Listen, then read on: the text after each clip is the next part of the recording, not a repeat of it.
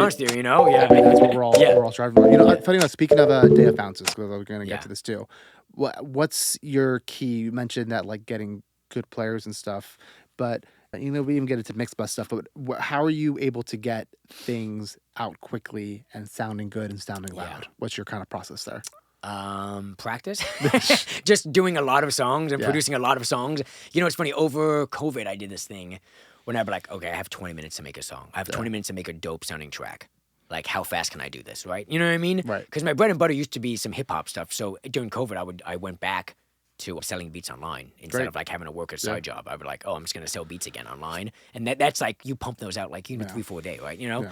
And I think honestly, my main thing is there's 2 secrets I have, which is quote unquote secrets, which aren't secrets at all. Yeah. Being organized, Yep. knowing where I'm going to find my sounds, and knowing what I like I was talking about like drum photos or like Yes. synths or like I have all these like even at Serum, you open my Serum up, I have like all these photos that probably make no sense to anybody else, but make complete sense to me, and I know Right. exactly where I'm going to get this sound that I want or that sound that I want, you know, or guitar rig. I have things saved, or I Right. know which ones. And then also like trusting my gut, which isn't a secret, but it takes a long time to learn. Honestly, It takes a in long Los time to Angeles. learn and like to build up your confidence to trust your Exactly. gut. Confidence, like, this is good enough. I'm going to go with this, Right. right?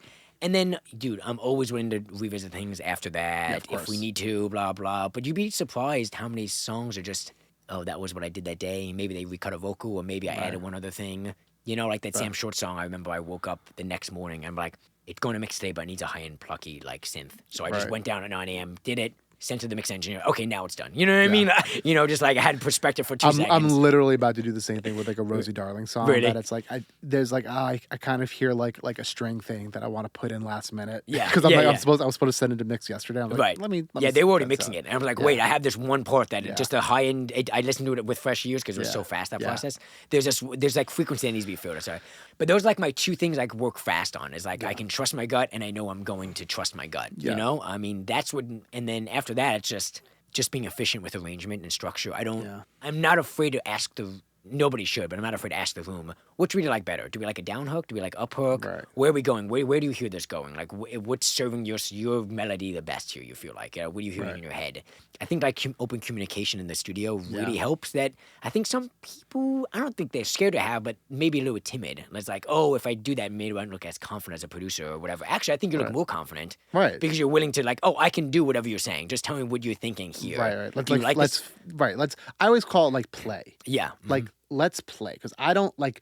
I always tell people all the time like I don't know what I'm doing when I'm producing things. I'm like I don't like I have somewhat of a vision, but Yes. for the most part, I love like my favorite thing to do is like I love just. I call it playing. I just love like messing around and finding things and being like, oh, that's cool. Like, let's see where that goes.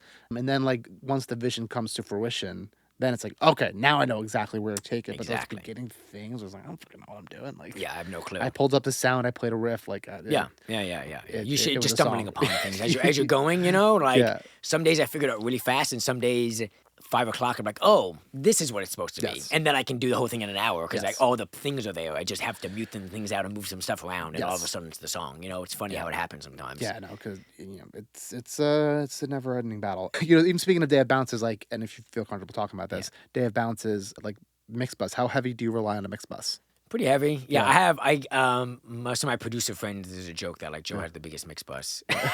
But it's all like kissing. Well, because It's a lot of things doing little things. Yes, I failed to mention at the beginning, my first job ever in the music industry was at a mastering studio Oh, with a okay, dear so- friend of mine who's still a dear friend of mine, Dave Harris, who Okay. mastered a bunch of my stuff still. Yeah. I know it was good because I got to experience a lot of music really fast at mastering studio. Yeah, You're of kinda course. doing- There's so many different kinds you're of music doing you're getting. maybe yeah. 5 singles a day, one's country, Right. one's pop. So that made me, I think, when you talk about my versatility as a producer, Right. I think that's what gave it to me. Is like, oh, I'm hearing, oh, this is what makes a good pop record. That's what makes a good country record. And he was working on great stuff. It wasn't Yeah. like he works on great records and Yeah. great songs. So like, oh, these are the sounds somebody uses on this kind of thing. So I think that's actually going back, way back to the beginning of the conversation. Yeah. That's where I'm able to, I think, not only do I love music, I'm a music lover, I'm listening to things, but also that experience taught me of like, oh, like this is the sounds that you're using if I'm in this lane or that Yeah. lane. And also, piggybacking from that, my mix bus is a little bigger because I think I come from a mastering studio. Right, and you're like kind of doing it with like that vision in mind. With that vision of like, oh, I remember we used to just like kiss this thing to like a decibel sometimes. Like, you know what I mean? Or like this, that, or like, so I'd be like, Like, oh, it might look big, but it's really not doing a lot. Right. At the end of the day, everything's kind of just compounding. On Right. top If you of each turned other. off one thing on that thing, I was like, you might not notice it. But the second you turn off all of them, you're like, oh, It's compounding okay. on top of each other, Yes. exactly. But Yeah. I am at the end of the day, the very last two things are God particle and ozone because I'm a you go. slave to that because it does make your day just sound great, you know. So yeah, Isotope is like, in my opinion, like they're making some of the best and most like revolutionary. I agree. plugins. Yeah, They're I totally just- agree. I know it's like sometimes think they're a little kitschy. People Yeah. think, but actually, if you go under the hood, it works really well. Yeah. it works really well. Yeah, you know. it's like everything they're doing is just like, oh, this just like sounds great. Mhm. Like I feel confident. Like I could not produce a record, but like mix a record only using Isotope stuff. Yeah. Oh yeah, like for that's sure. all I'd need, and it would sound really fucking good. I agree. Yeah, their stuff's amazing. What's besides those two? Like, what's something that like you don't think you could live without? That's on your mix bus. Maybe the black box I have on there. Just like I like that thing a lot. You use the regular one or like the mid side one?